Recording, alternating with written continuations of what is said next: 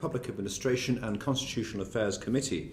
I'm here in a committee room in Portcullis House with a small number of staff needed to facilitate the meeting, suitably socially distanced from each other. And our witnesses are also here and in their office. Our witnesses are in fact down the line at the Cabinet Office, forgive me, and colleagues are in their homes and offices across the UK. Our witnesses today are Michael Gove, the Minister for the Cabinet Office, and Mark Sweeney, Director General at the Cabinet Office. Mr Gove, good afternoon. Could I ask what role the Cabinet Office plays in bringing together COVID data sources together for the purposes of decision making? Well, thank you very much, William. The Cabinet Office plays a coordinating role, as you know, in a range of areas across government. We have a COVID task force. That task force ensures both that when the COVID-O, the Operations Subcommittee of the Cabinet that deals with COVID-related decision-making meets, that the appropriate data is provided for that decision-making body. And it is also the case that talented Cabinet Office civil servants help to compile the dashboard that provides people with a daily update on the progress of our fight against the disease. Thank you. And we're grateful as a committee for your reply, which we received today to the letter from the 27th of November, asking a variety of questions. So just fleshing some of those matters out further. Witnesses to our inquiry on COVID data have told us that the data is fragmented and there isn't an integrated COVID surveillance system. Is that a fair criticism? I don't think it is. I think that the Joint Biosecurity Centre, another innovation in the government's response to COVID, provides a way of looking at different sets of data that allow us to make appropriate decisions about how to respond. But it's also the case that the public data about the instance of the virus and indeed more broadly about how the NHS is responding is there to enable people, most of course, importantly, parliamentarians, to challenge the government on its decision making. Thank you. And just in terms of that, overcoming the fragmentation, you mentioned the role that Cabinet Office has in doing that. Is it not easier, rather than overcoming that fragmentation, to try and draw it together into a much more central source? Well, again, there are different ways of judging how effectively this government or any government is responding to the pandemic. One of the most useful ways, of course, of looking at what's happening is looking by lower-tier local authority at the incidence of the virus. So anyone can look up to see whether it's in Manchester or in Surrey Heath.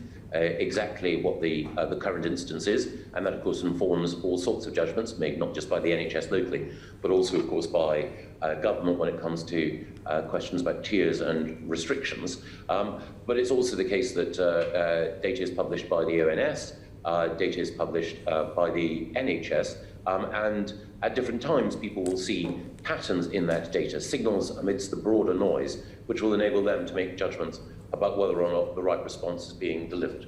And indeed, on the issue of tiering, clearly there's a national command structure and decisions are ultimately made by the Prime Minister.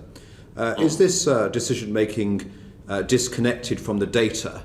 Indeed, is there some subjectivity in how tiering decisions are made? I think it's a case that there is always an exercise of discretion, but the decision-making is driven by the data. So we look at the instance of the virus, we also look at the pressure on the NHS, and we make a judgment about how effective tiering mechanisms have been. A similar, though not identical, process is carried out, of course, by leaders in the devolved administrations. So the First Minister of Scotland will make a judgment about whether or not, for example, Edinburgh should be in an appropriate tier, looking both at the rate of the virus, the rate of incidence of the virus, potential doubling times if the R rate is above 1, and also the NHS's broader resilience. And so ultimately, who can the public hold to account for those tiering decisions and the use of data to justify them? I think the public can always hold the government to account and can challenge. And one of the areas, again, I know that was an area of contention and concern was a decision to put all of Kent into Tier 3. But we've seen the instance of the virus in Kent, particularly but not exclusively in North Kent, also put pressure on NHS capacity elsewhere in Kent. And again, we'll have an opportunity next week to review the existing tiers in which different parts of the country sit.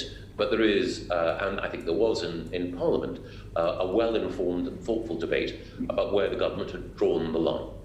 And in those tiering review decisions next week, will local authorities be dealt with individually or indeed as wider counties or combined authorities? Is there a chance of decoupling, so to speak?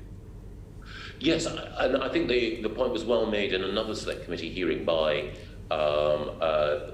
in which the Chief Medical Officer and the Chief Scientific Advisor were giving evidence, that it can cut both ways. So it might well be the case that one could argue that a certain part of a certain county, whether that was South Kent or South Lincolnshire, should be exempt from the restrictions placed elsewhere on the county. But it might also be the case that, for example, one might want to see Greater Manchester move in its entirety out of its current tier. But it might well be the case that if one were to split up combined authority areas in that way, that some parts of Greater Manchester might stay in a higher tier as well. So, there are arguments, perfectly legitimate arguments either way. One of the points that had been made consistently was that sometimes when you had a part of a broader urban area that was in a lower tier, it wasn't long before, just in the nature of social and other contact, that urban area was prone to an increase in infection because of its proximity to other areas within a broader combined authority area. There are always fine judgments, and the government is always happy to defend where those judgments lie. I naturally have sympathy with those who would argue that they sit within a larger geographical area, but the incidence of the virus is low in that area. But as I say, these are always fine, balanced judgments. Well, I know that there are two members of the committee, myself being one of them, who will look with interest in the Greater Manchester context and particularly Stockport. And on that note, I go to my colleague and constituency neighbour, Navenda Mishra, please. Thank you, Chair. Mr. Gove, in July, the Prime Minister announced that the responsibility for data was moving into the Cabinet Office. Could you please update us on the progress of that move, and specifically which elements of the government data are now within the remit of your office, the Cabinet Office? Yes, DCMS, of course, leads on data policy overall. So if we're thinking about how we can make sure, that's a cliche to say that data is the new oil, but if we think about how the broader economy and society can make the most of steps forward in the use of data, that's a DCMS lead. But when it comes to how government itself uses data, that is something which the Cabinet Office leads on. We've benefited from the support of Doug Gove, of Amazon in reviewing how we operate, and we're looking at how we can improve the way in which the Government Digital Service and others use data analytics to improve decision making and also to improve transparency.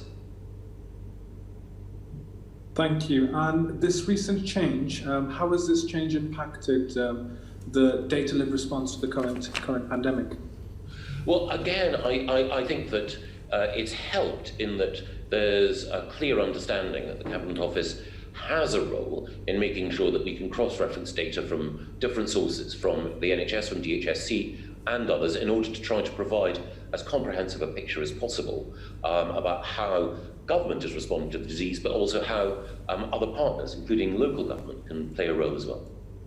Thank you. Just a supplementary on that, Chair, if that's yes, okay. Yes, of course. There are reports. Thank you. There are reports in the media that there now exists a secret clearinghouse within the Cabinet Office, screening responses and logging, retaining and sharing information on those making freedom of information requests. So my question is, 2 points on the question. Is there any substance to these reports? But also, has the Cabinet Office changed protocols across government in relation to release of data following these FOI requests, including from members of the press community?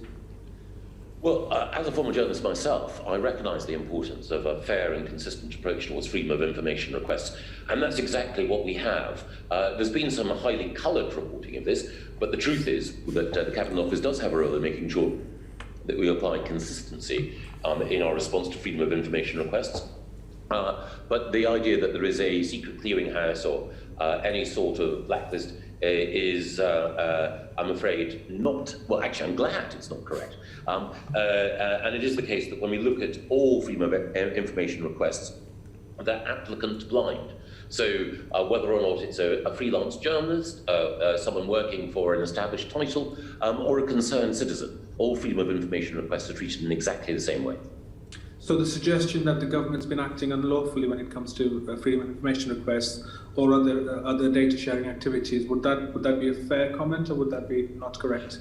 There is no evidence that has come to light or come to my attention of any unlawful activity. If people do have specific concerns, then I'm always happy to address them.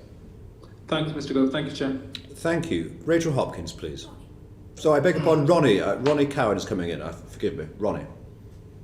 Thank you very much, Chair.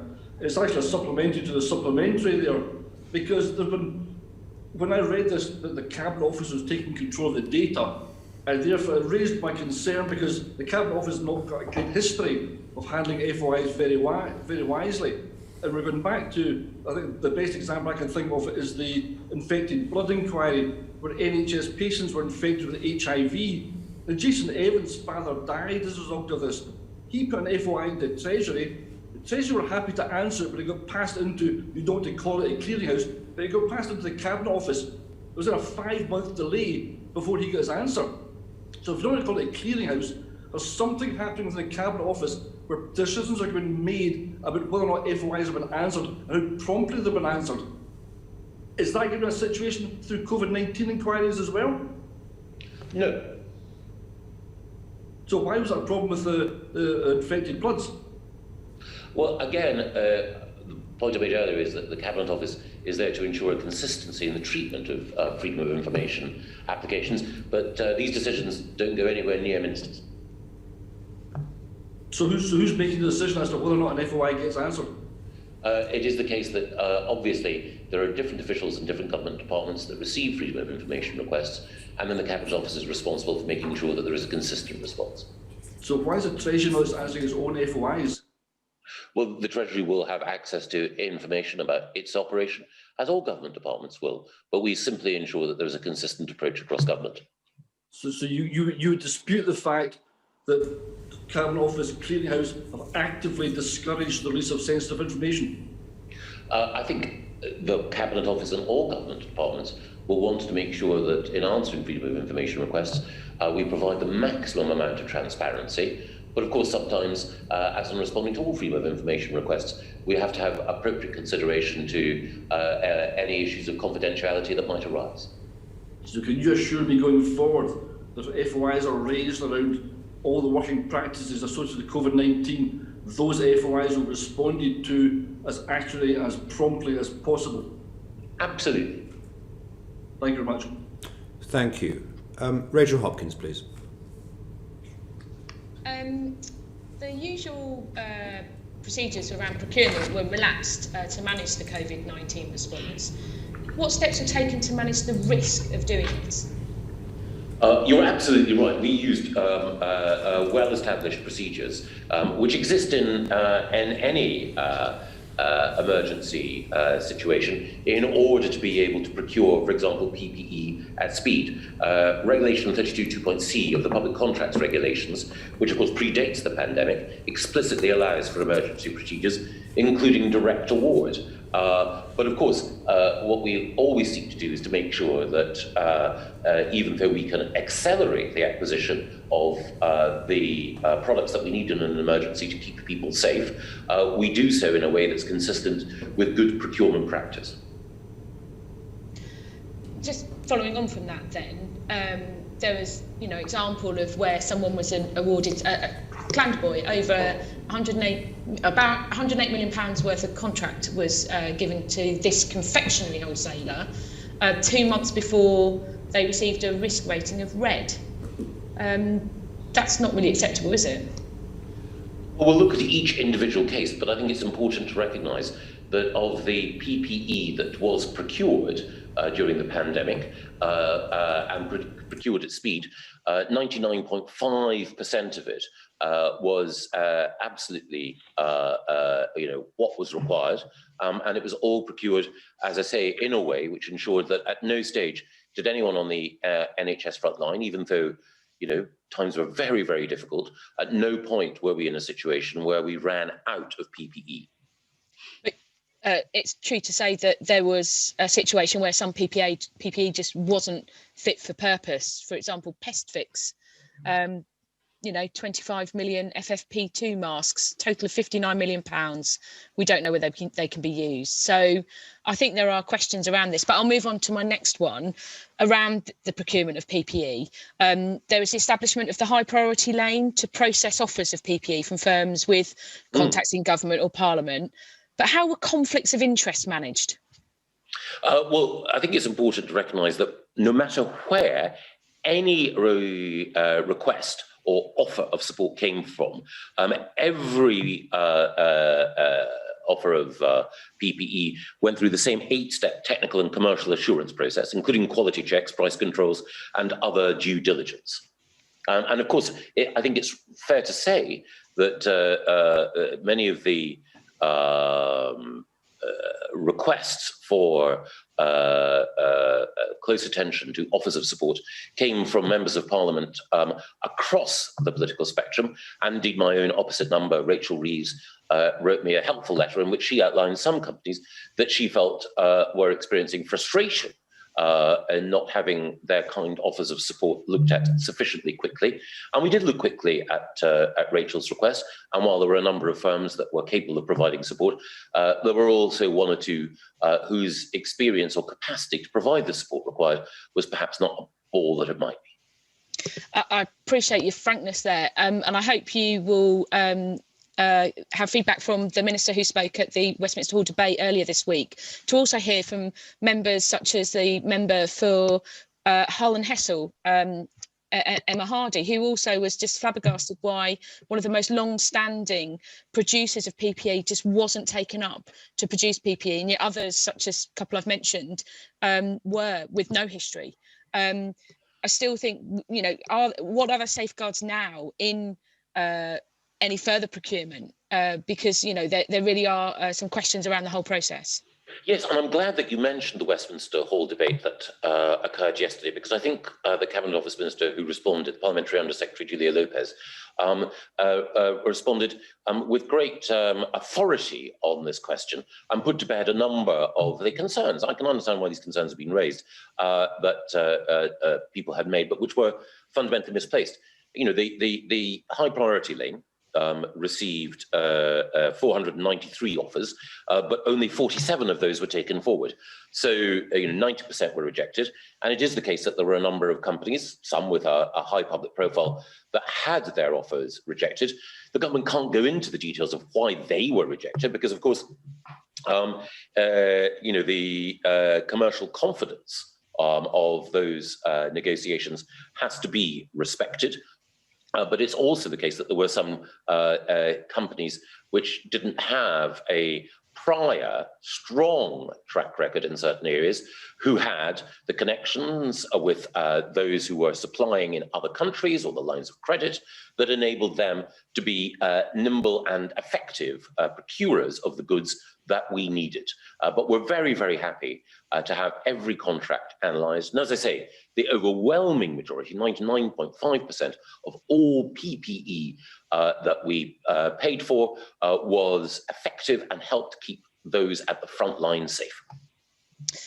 And I think those final comments are right, although I think it's only right, again, to flag up that if you were through the VIP lane, you had a 1 in 10 chance of receiving a contract, whereas it was 1 in 100 for those outside the priority lane. So, there are questions there, but I'll leave it there, Chair. Thank you. Thank you. I wonder, Mr. Gove, could you confirm that the request of members of Parliament to recommend contacts or suppliers or local businesses in their own constituencies of which they had knowledge, that was sent to all MPs on a cross-party basis?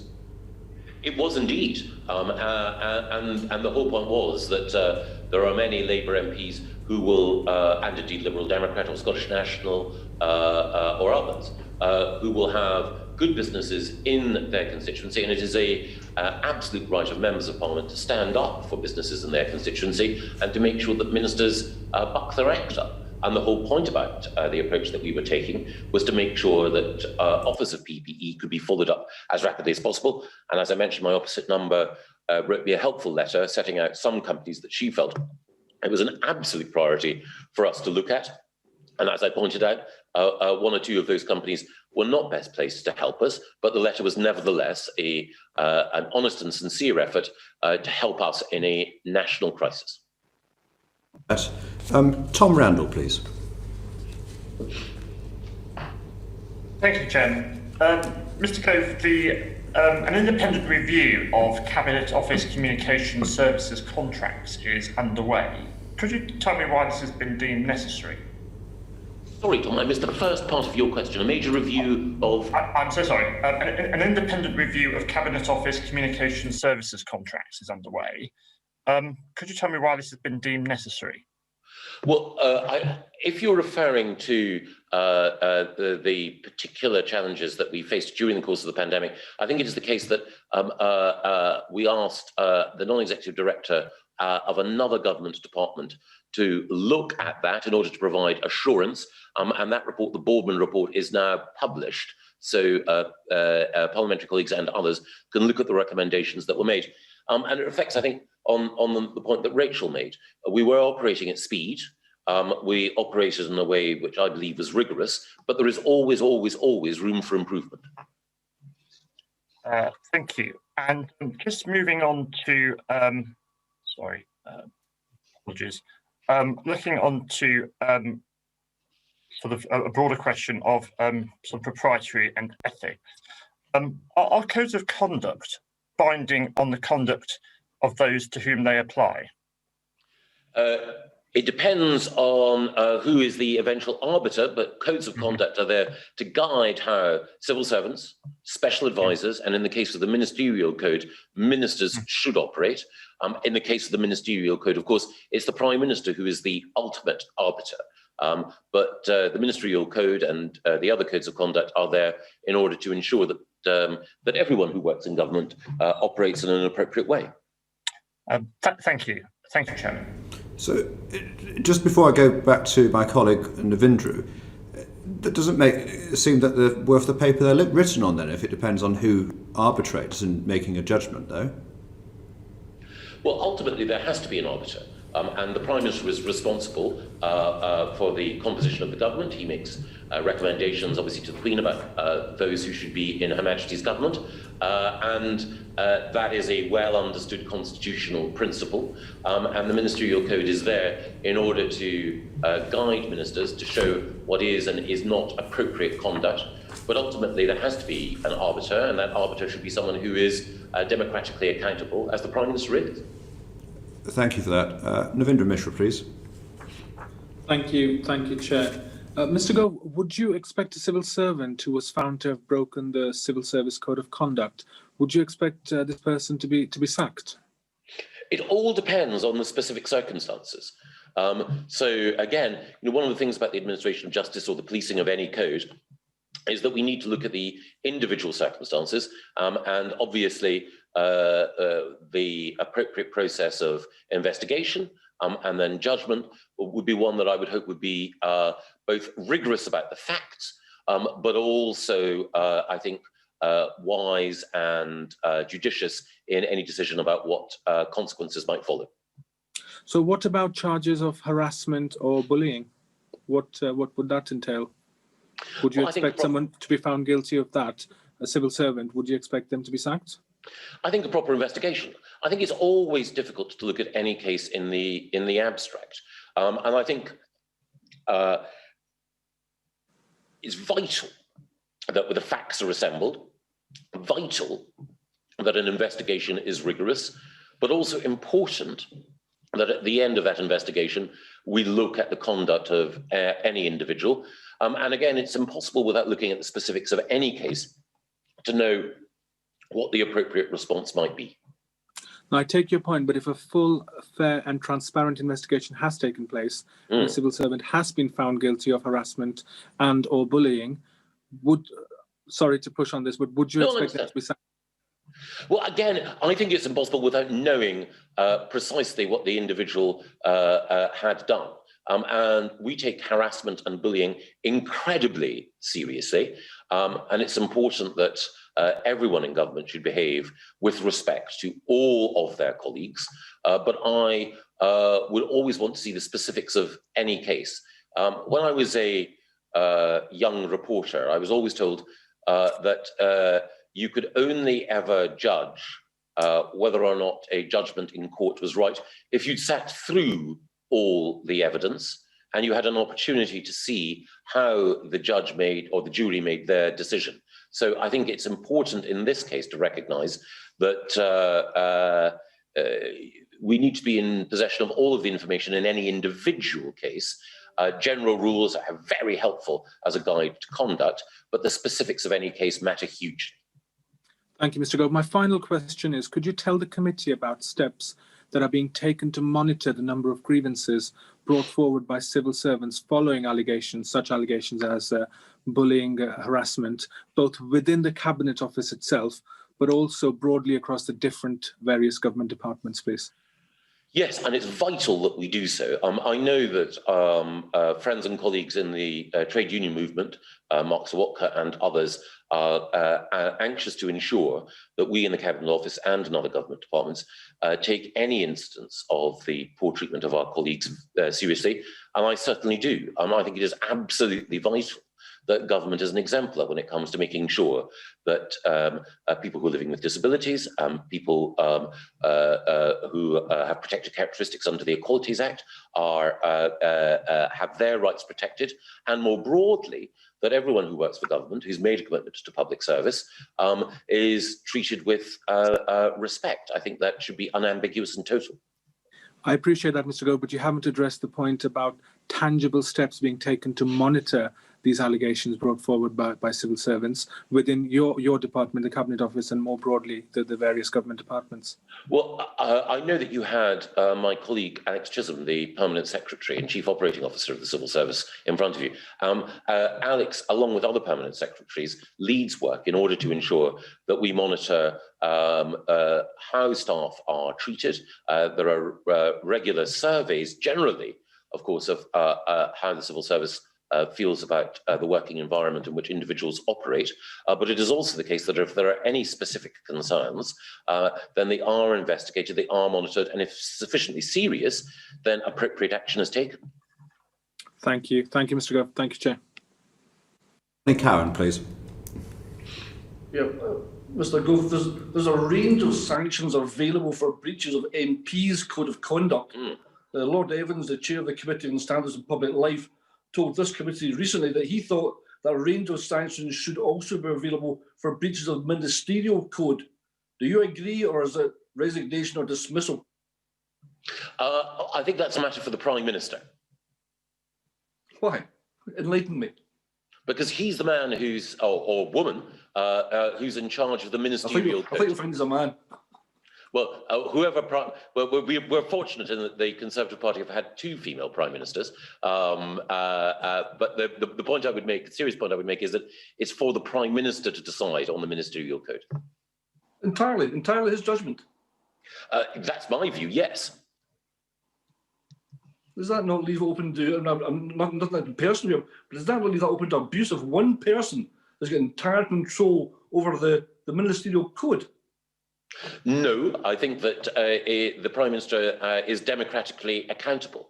I'm a great believer in democratic accountability, and I think that while it's always helpful to have boards or committees which can provide advice, and always very helpful to have people of independence who can conduct investigations. Ultimately, these decisions in our constitution should be taken by people who are democratically accountable. Okay, but the judge and jury on whether or not this is the right decision should be the electorate.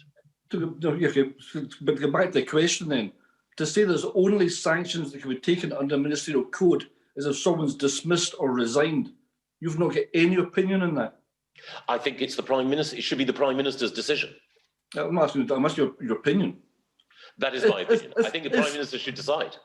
Well, if and I'm sure it's not in too far into the future, you become Prime Minister, would you still stand by that?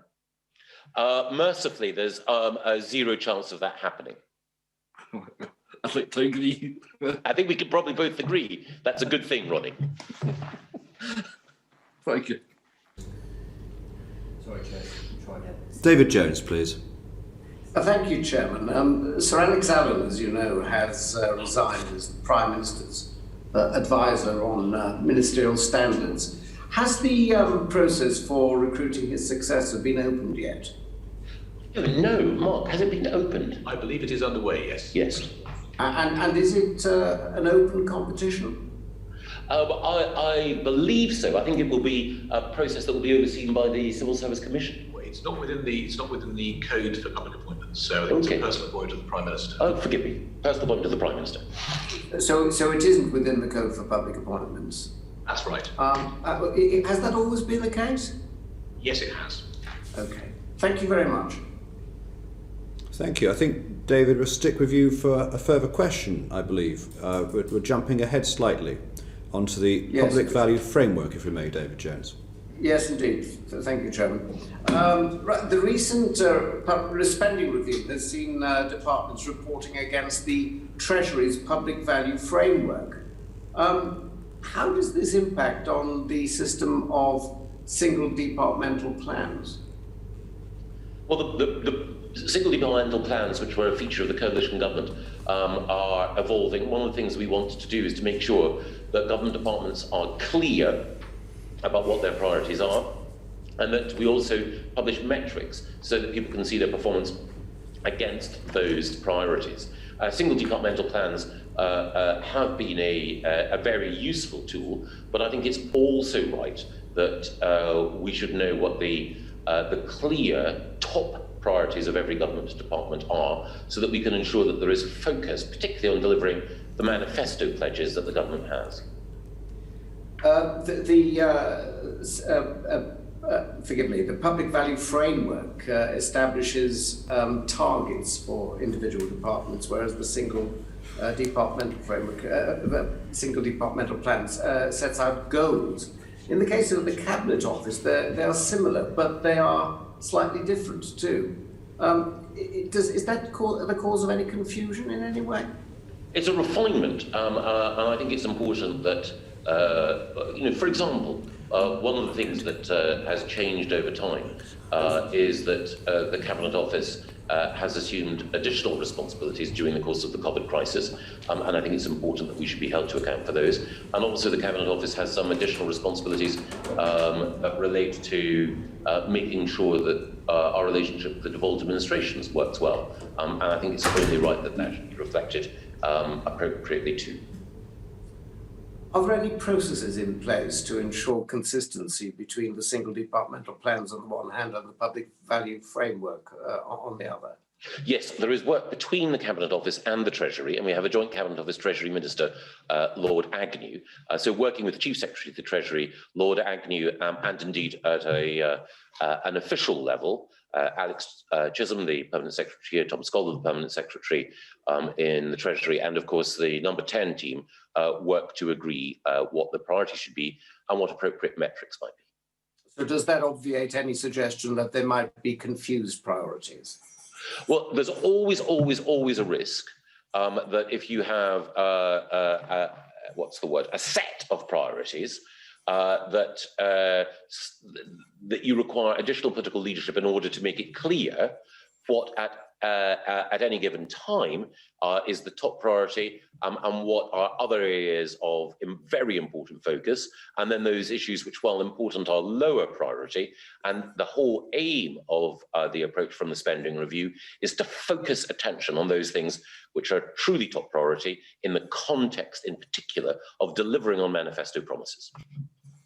Thank you. I was just about to ask you a question I was keen to ask about churn in departments, but sadly I have to go and vote. So perhaps David Mundell could ask question 14, and I shall be back. Thank you, David. Yes, I will, Michael. I will assume this virtual acting chairmanship momentarily. And what Mr. Jones was going to ask you was that you previously had highlighted to the committee the problem of churn in the civil service. How worried are you that the pay freeze announced in the spending review will exacerbate the problem, and what steps are you taking to mitigate this? I don't think that the pay freeze per se exacerbates the problem. I think it has to be looked at in the broader context, as we know, of the very difficult economic times through which we're living, and in particular the challenges that so many in the private sector face as well. So if one's looking at it purely in terms of pay and rewards, then one needs to look at the broader labour market. I think the real challenge is to make sure that we can provide appropriate reward for civil servants at every stage in their career, and also ensure, as we discussed in the past, that people can be promoted in post so that expertise stays where it's best capable of being deployed, but also that we ensure that the overall working environment in the civil service is better. That touches on some of the points that we were discussing earlier to do with the general respect given to colleagues in a working environment, but it also touches on some very basic bread and butter issues, like making sure that people have the chance to get rid of legacy IT that doesn't work, and that they have up-to-date IT, which makes sure that they can do an effective job in an efficient way. Okay.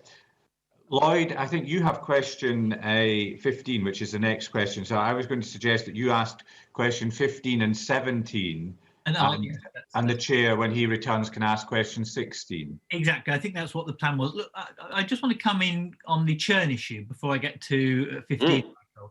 I mean, churn has increased by 9%.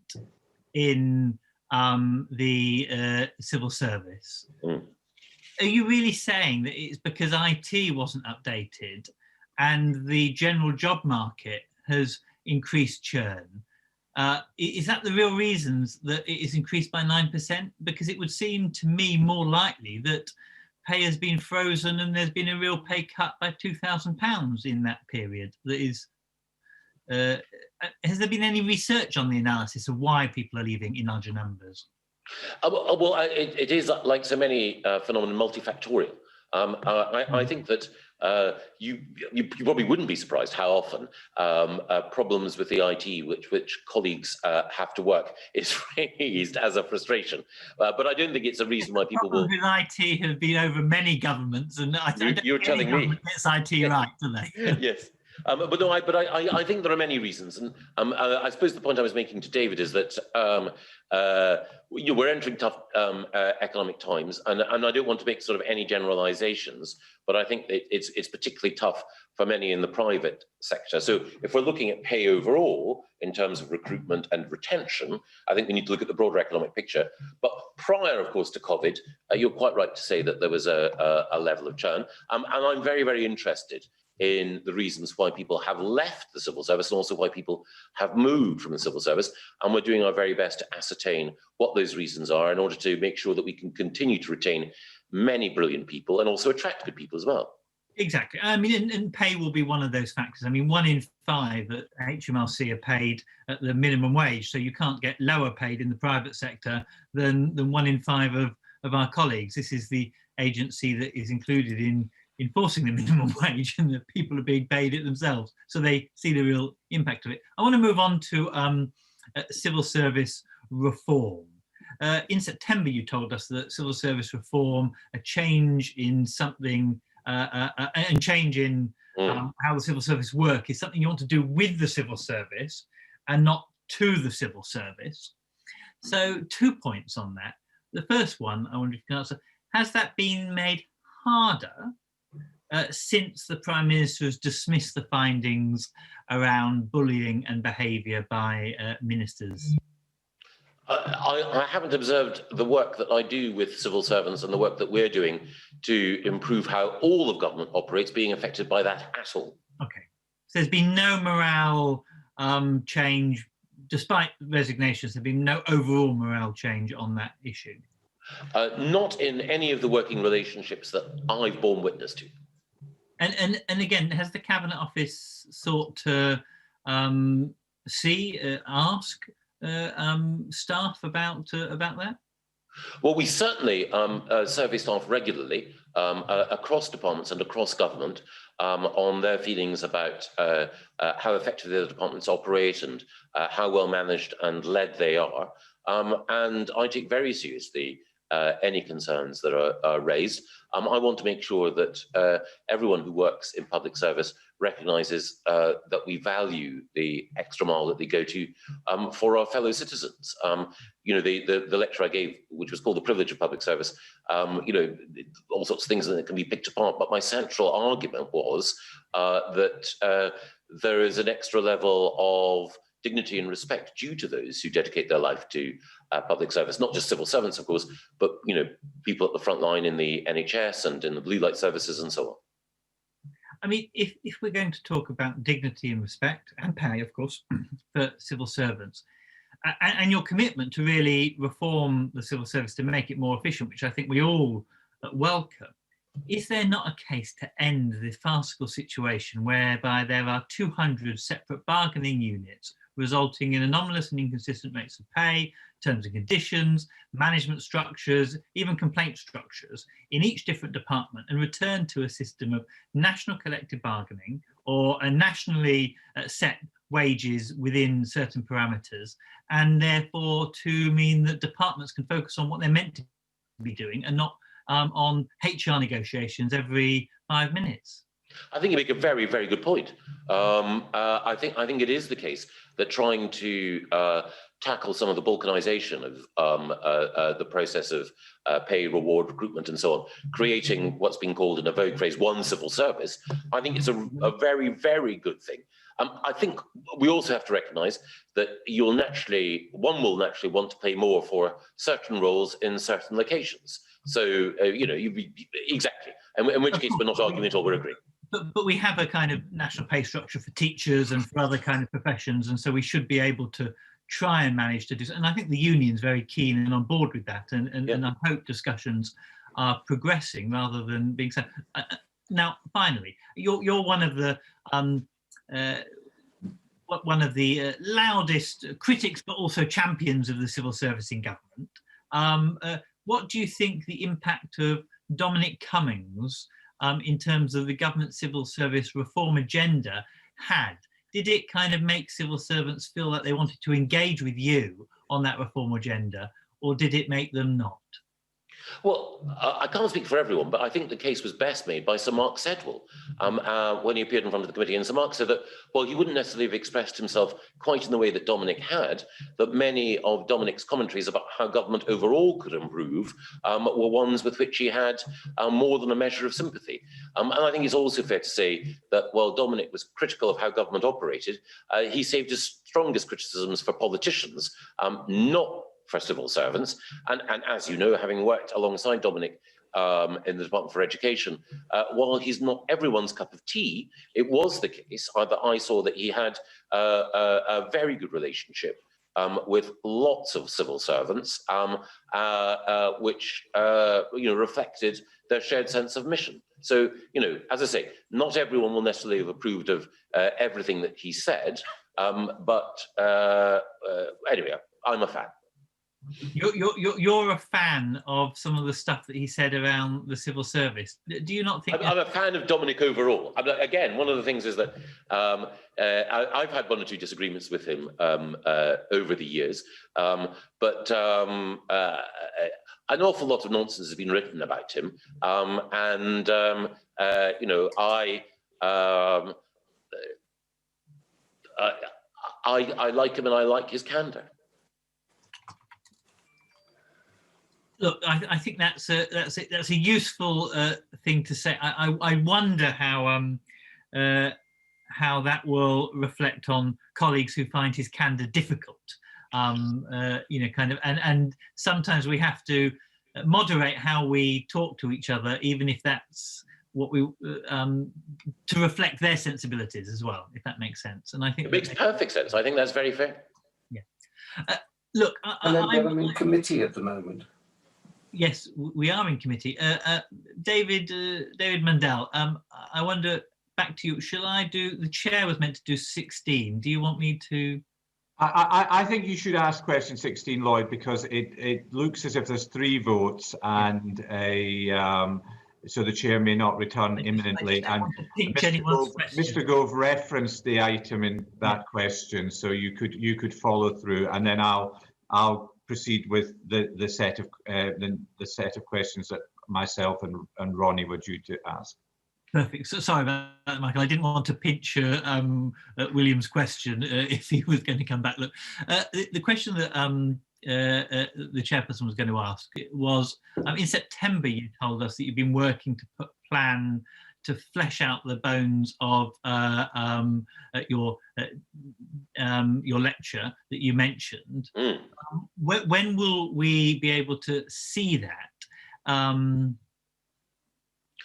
We're doing bit by bit. We'll be saying much more about our proposals for improving the training and education of both new arrivals and also the provision of additional skills for existing civil servants in the course of the next couple of months.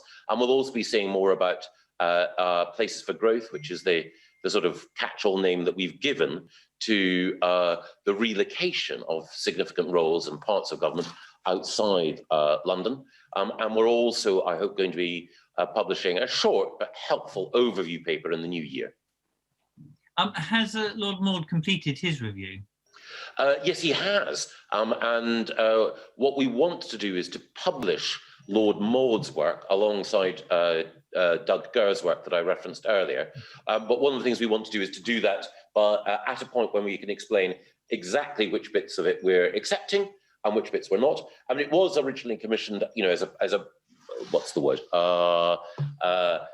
As a report for ministers. But we think it would be helpful to publish it, and then, as I say, to provide a sort of gloss on why we agree with bits of it, but well, almost all of it actually, but why there are 1 or 2 other areas where we won't be carrying forward as recommendations.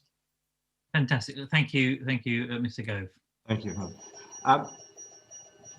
Mr. Gove, you've argued that there's a deep sense of disenchantment on the part of many of our citizens with the political system that they feel has failed them. How do you see the government addressing that? It's a massive issue. And I think that there are lots of different ways in which we need to address it. So the first thing, of course, is making sure that we deliver public services effectively. So it's the bread and butter task that all of us in government have of making sure that the operation of the NHS, schools, and so on improves. The second thing I would say is that we need to make sure that people have a sense that the services that government provides more broadly are easily accessible, well integrated, and as responsive as any other service with which the public interact. I think the third thing also, and it's a broader thing, is recognizing that there are some particular challenges that we're facing, as all governments in developed nations are facing at the moment, that sharpen some of the divides in our society. So COVID has been an uncomfortable reminder of some inequalities in our society, but it's also the case that some of the technological changes that will affect the world of work will sharpen some divides in our society, and government needs to show that it recognises how those potentially wrenching technological changes will affect the lives of many people. The other thing, again, without wanting to stay to go on forever, is that what we've thought of as globalisation over the course of the last 2 decades has increased prosperity overall. But it has also meant that some of the overlooked families and undervalued communities of our country have felt left behind with good reason. And that's why the government's agenda of levelling up is so important. There's a great book, I haven't read it all yet, I've just read a bit of it, by David Goodhart called Head, Heart, Hand, just out. It makes the point that you know, over the course of the last few years, there have been many people in this country who felt that decisions have been taken in the interests of the already well off and well connected, and that we need to do more to reconnect with everyone. Final thing I would say is I was watching, perhaps I shouldn't have been, an interview with Tony Benn from the 1975 EU referendum. And Tony Benn made this very important point. He said, you know, the most important thing is the vote. There are people who will have wealth and connections, who will be able to influence government, but the one thing that everyone has is the vote as a way of making sure that government responds. And I think that quintessential argument about democratic accountability, which we touched on earlier, is really important. So it's making clear that people's votes do determine the shape and the future of this country.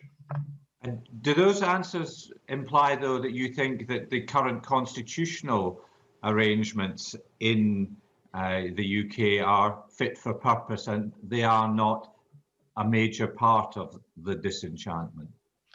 Well, I think we do need to look at every part of our constitution to make sure that it is fit for purpose as well. It won't surprise you, or indeed Ronnie, to know that I'm a strong supporter of the principle that the different parts of the United Kingdom are stronger together. But that doesn't mean that we can't look at how every part of our constitution works in order to make sure that it's as responsive as possible. The government had committed to launching a Constitution, Democracy and Rights Commission in the first year of government. I mean, obviously, a lot of other things have happened in that year, unanticipated. At what stage are the government's proposals for the commission?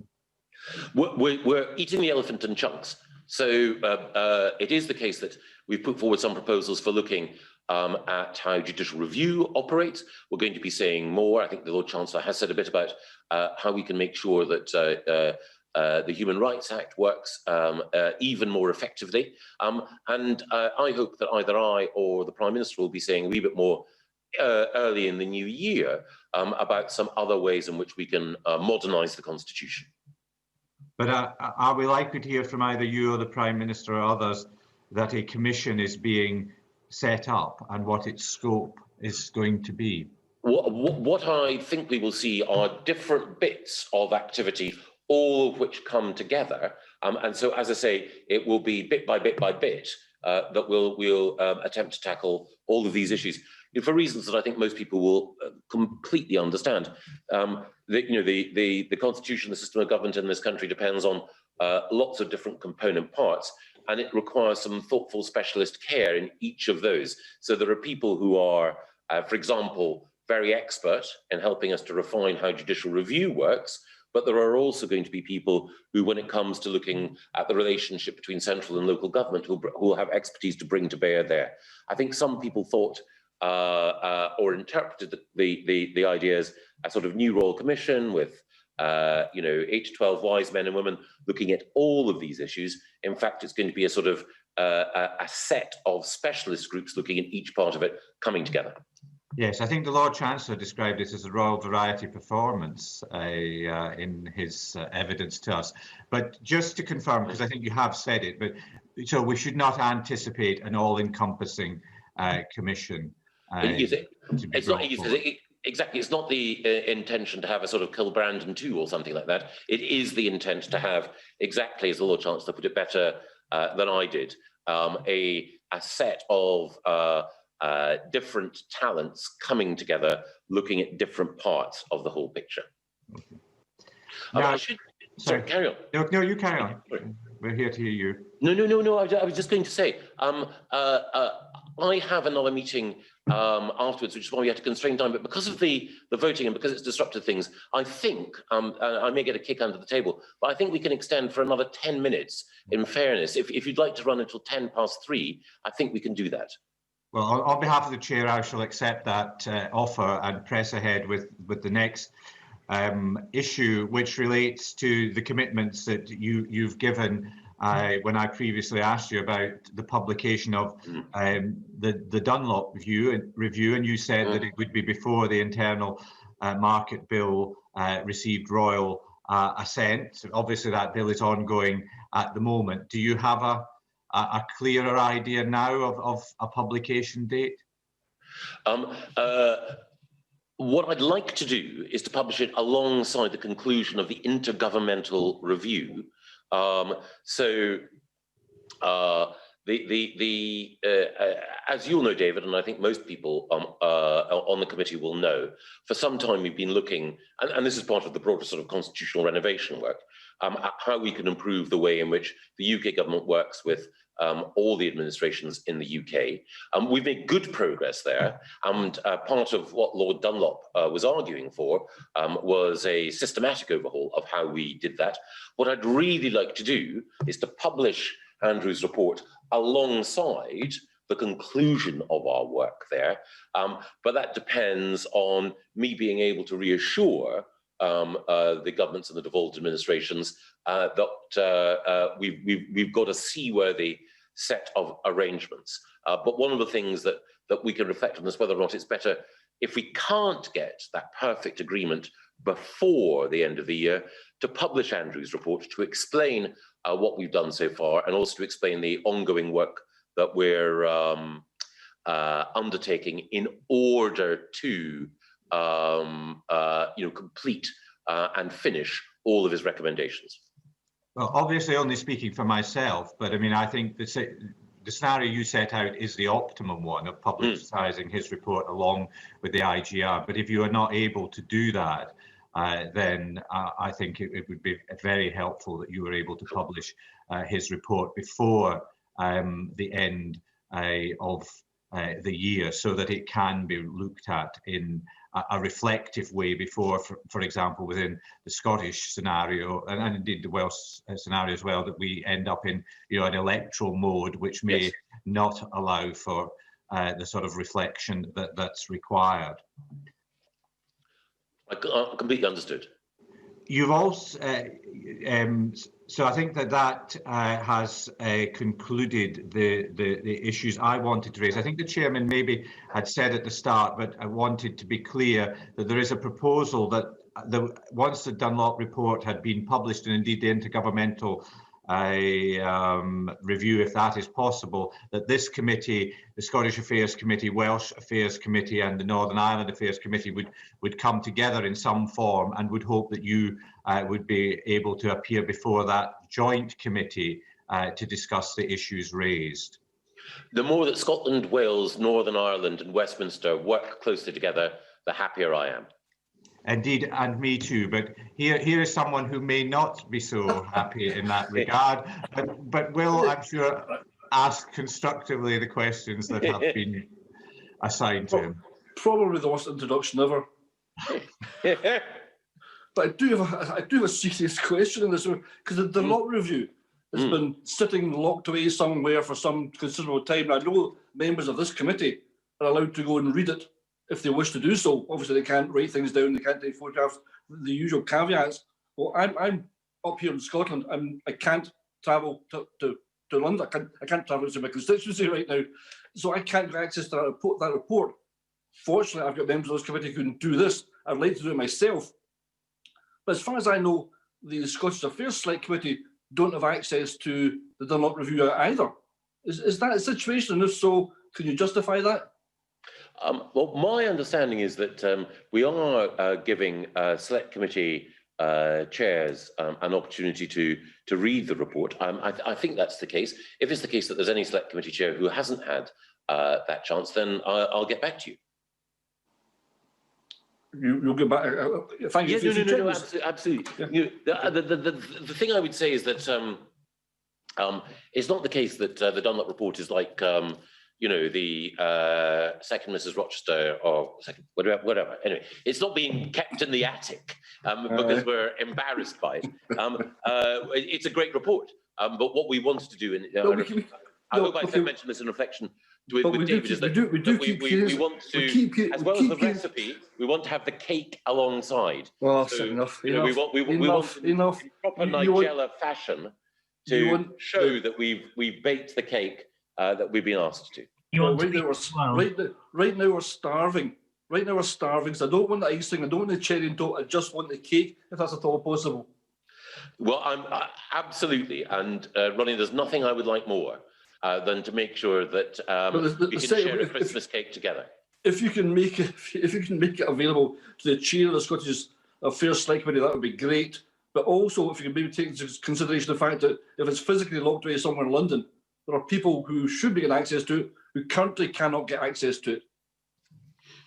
Understood. Anyway, we'll move on. Will the government proceed with the UK Internal Market Bill if legislative consent is withheld by devolved legislators? We want legislative consent, but there are exceptional circumstances here. So yes. So you will move on regardless. You'll disregard the fact that Scottish or the devolved parliaments will not give you consent, and you'll carry on regardless. Not at all. Regardless, I've got a great regard for the views of the Scottish government. No. The thing is, you can have enormous regard, which I do, for the views of the Scottish government, but respectfully disagree. And one of the points about the principle we have here is that we don't normally legislate without legislative consent motions, of course, and we work hard in order to secure them. And I'm grateful to our colleagues in the Scottish Parliament who work hard to frame them. But there are certain exceptional circumstances, and leaving the European Union is one such, when we may need to legislate without necessarily having an LCM. But there's been very good working with colleagues in the devolved administrations, particularly but not exclusively the Welsh Government, in order to ensure that concerns and hopes that have been expressed about the UK Internal Market Bill can be incorporated into the finished product. So if you've consulted, you're ultimately going to say we're going to disregard your views on this. Where does that leave the Sewell Convention?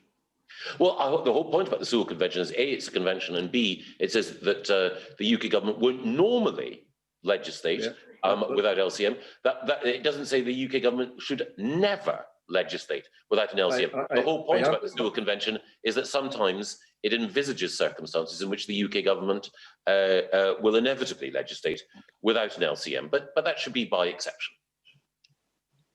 So, I mean, you absolutely nailed it. The word normally is the key to that entire convention. In fact, it's a convention, it's not what the paper is written on. This is another example of when we've tried to, or at one level, we've listened to devolved powers, and ultimately, the UK Parliament is going to reign supreme, regardless. Well, the thing is that normal means customary or usual. It doesn't mean at all times. Normally, Aberdeen could be expected to beat Kilmarnock, St Mirren or St Johnstone. They don't always. So the point I'm making is that there are, and this is clear in the convention, always circumstances in which it is envisaged that we will regrettably have to legislate without an LCM, but we'd always prefer to have one, and that is the purpose of the Sewell Convention. So the purpose of the Sewell Convention is what? That to recognise that there will be exceptional circumstances where we may legislate without an LCM. As I say, not normally means there will be times. So, you know, there will be occasions.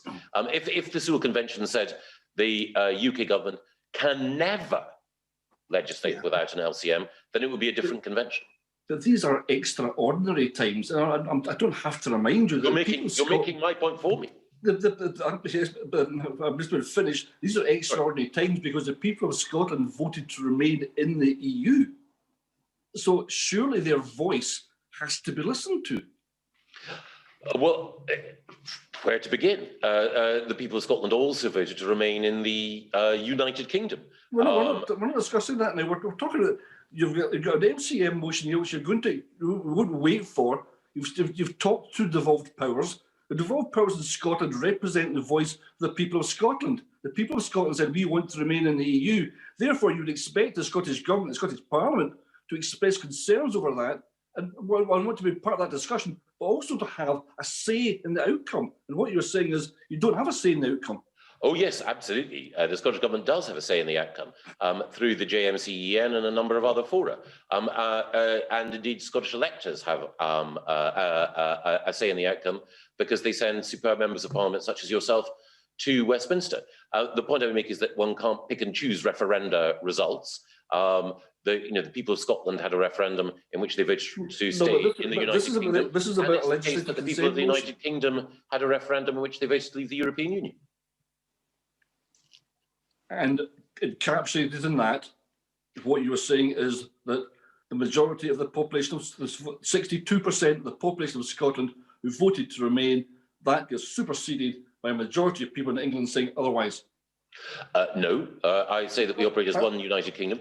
The point I would also make is that I think it is the case that between a third and 40% of SNP voters voted to leave the European Union. How do you know that? How do you know that? Well, I think it is the case on the basis of looking at where votes were cast. But let's say it's only 20%. Let's assume that for a moment. You're still making up a number. I'll develop my point. How many? Okay, 20% of SNP voters voted to leave the European Union. How many SNP MPs in Westminster reflect that view? How many SNP MSPs reflect that view? The Admirable Alec Neil reflects that view, great man that he is. There aren't others. If we're talking about effective representation, then what about all those SNP voters who voted to leave? Who is speaking for them beyond Alec Neil and I think Jim Sillars? So if we're going to talk about percentages, then that seems to me to be a legitimate question as well. Thank you, Mr. Gove, and thank you to my colleagues for so ably stepping into the breach as I voted on the bill I think that you've just been discussing, because I'm not proxy and act as proxy for two colleagues as well. Thank you all. If I could also just drawing things to a close in the context of English devolution, Mr. Gove. Now, the Department of Housing, Communities and Local Government is currently, apparently, drawing up a white paper on English devolution. And given the constitutional nature of devolution reform and your responsibility for those issues and indeed strengthening the union, what involvement have you and Cabinet Office had in drawing up that white paper? The pen holder and the leader on this is, of course, the Secretary of State at MHCLG. But Rob Jenrick and I regularly about these issues. And there is a Cabinet subcommittee that deals explicitly with some of these devolution and constitutional issues. Rob and also the Territorial Secretaries of State and I often discuss these issues. And in your Ditchley lecture, you spoke of, quotes, allowing communities to take back more control of the policies that matter to them, and spoke quite admiringly of policy innovation that comes from governors in the United States. Is the government's ambition to devolve power to parts of England? Yes. What appetite is there for that? In my case, a strong one, but I don't want to preempt the work that the Secretary of State at MHCLG will bring forward. Is there an appetite within the Conservative Party? I think there is, yes. Let me speak for my own local authority in Surrey. I know that we have an excellent leader, Tim Oliver, and I know that Tim has some very well worked out plans for making sure that at any appropriate local government reform that he can exercise a greater degree of responsiveness. But again, one of the whole points about the glory of England is that we have different strokes for different folks. The success of Ben Houchen and Andy Street shows that the right approach for both Tees Valley and for Deeside and the West Midlands can be a strong combined authority. But again, in other parts of the country, a different approach is appropriate. And how would you describe the government's long-term vision for how such devolution should operate within the UK? Organic. Could you describe the organic qualities it would need to possess? Again, I think it's one of the sort of basic, I think, Tory principles is that out of the crooked timber of humanity, no straight thing was ever made. And I think that we recognise that you need to have different approaches in different parts of the United Kingdom. That's the first thing. And also potentially different approaches within England. As I say, combined authority mayors are right in some circumstances. Some of those combined authorities will assume responsibilities that others won't. In some cases, you'll have very effective unitary authorities. In other cases, not. I think the appropriate thing is to recognise that what is right for London might be slightly different from what is right for Greater Manchester, and that will certainly be different for what is right for Devon or for Surrey. Well, thank you. We'll conclude our meeting there, Mr. Gove. Thank you very much for your attendance this afternoon. We are looking forward to having you in the new year at greater length, because we feel deprived of you sometimes as a committee, and I know that you would wish to satisfy that urge we have to see you more. But in the meantime, can I wish you a Merry Christmas amongst everything else that you're involved with at the moment, and thank colleagues and the team here for facilitating the meeting. Order, order.